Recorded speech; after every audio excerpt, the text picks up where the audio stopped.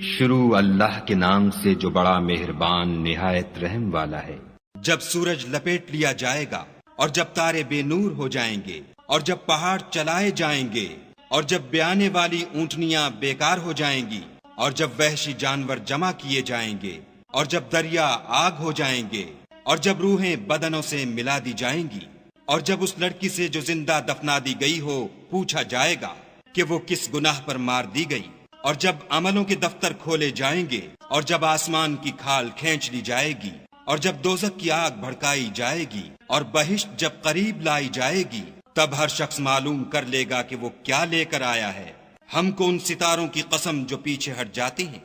और जो सैर करते और गायब हो जाते हैं, और रात की कसम जब खत्म होने लगती है और सुबह की कसम जब नमूदार होती है